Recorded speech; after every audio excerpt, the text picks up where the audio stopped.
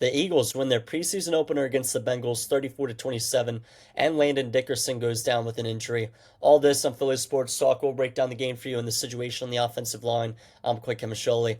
We'll get right into it. We'll talk about the game first, then we'll talk about the Landon Dickerson situation. So, the Eagles went into this game as 6-point underdogs because the Bengals were having their starters play that first quarter, and our backups did more than hung in with them. Seriously, we were outscored 14-7 in that first quarter, but it was a good first quarter from our backups. Seriously, our offense specifically made the Bengals defense kind of look stupid. Lots of good plays by Tanner McKee and the Eagles offense, and the Bengals, they definitely have a real problem on their hand defensively, which is something they already knew from last year. They were hoping it maybe got better, find their defensive coordinator and stuff. But now our offense kind of made them look silly. And the driving force was mainly Tanner McKee. He's been so good. I've been on the train for a long time of Tanner McKee is actually a pretty good quarterback since before even last preseason. I was talking about how excited I am to watch him play. He's actually pretty good. I really like how effective he is through his progressions, and I think he throws a pretty good ball. He's a pretty safe quarterback to watch. Like he's not going to turn it over really. His stats on the night: he went 20 of 25 completions for 252 yards, 2 touchdowns. Also had a tush push touchdown as well, which is pretty cool. And I really believe he could be a starting quarterback somewhere. It's kind of a shame he's in a situation where this quarterback room's already figured out with Jalen, but I really like having him here. I really do. It's nice to have a backup like Tanner. Um, but there's a lot of other teams that could potentially use him in their quarterback room for at least some more competition, and you wouldn't have it set in stone that your original guy is going to be the starting quarterback because Tanner McKee is there to make some competition. But he had a great game. It was really fun to watch. And one thing that was kind of a surprise was his connection with Darius Cooper, who was an undrafted rookie, has been going viral for how much he moves like AJ Brown, and he really does. It's pretty interesting to watch. He finishes with 82 yards and touchdown off of 6 receptions, so a pretty good game from Darius Cooper, and he seems like a great dude from the interviews too. So it'd be cool to see him make the roster.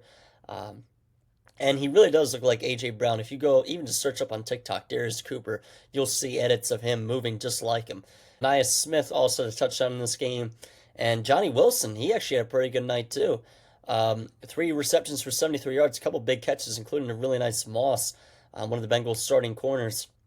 He still has potential considering his size, being the tallest wide receiver in NFL history. And it was he didn't really do too much last year. So made a couple big plays, and he definitely is going to get some more reps for a couple big time catches. So that was pretty cool to see.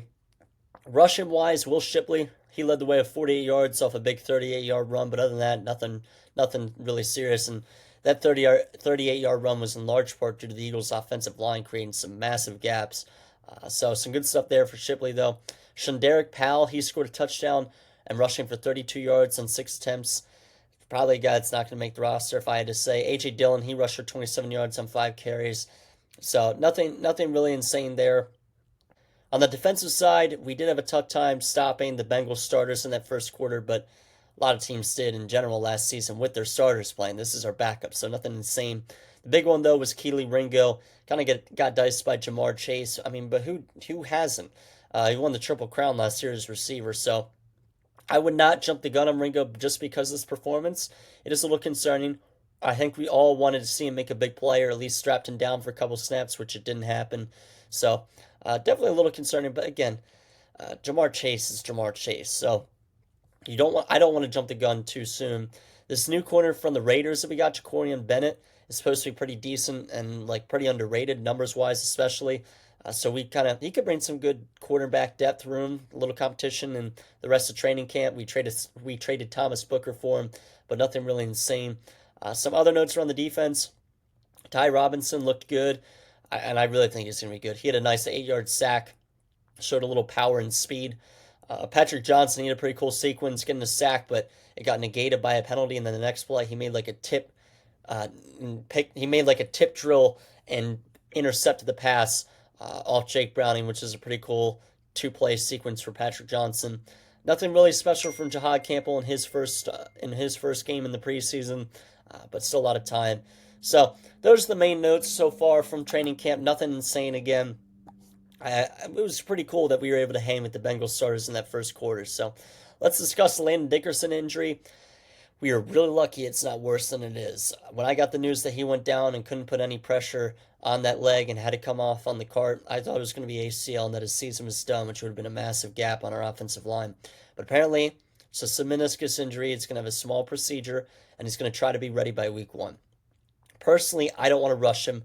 We can live without him for a few weeks. This is a long-term thing here, trying to go back-to-back, win 2 Super Bowls in a row. We need him long-term. I would not be upset if he missed weeks 1 and 2. I'm just glad he's not missing the whole year. But, I just feel we don't rush him. As for the replacement, though, if he is not ready week 1, it's likely that Matt Pryor might take his spot on the line at right guard, and then we'll see Tyler Steen move to left guard. So Mekhi Becton was the right guard last year for the Eagles. Obviously, he left to the Chargers, and Tyler Steen's supposed to be filling in at right guard, but he has experience at left guard, so I imagine that's why he'll move over. Matt Pryor fills in on the right side for the time being. But again, we'll see. Maybe Landon's back week 1. I don't know. Overall, we are really lucky the Dickerson injury is not as serious as it could have been. But that's gonna do it, guys. Nothing really insane. That's the main gist of things. So far for the Eagles. Their next preseason game is against the Browns Saturday 1 o'clock, and I'll recap that game soon as well. So nothing really insane. Give a follow on our Instagram and stuff, and appreciate it. Thank you, guys.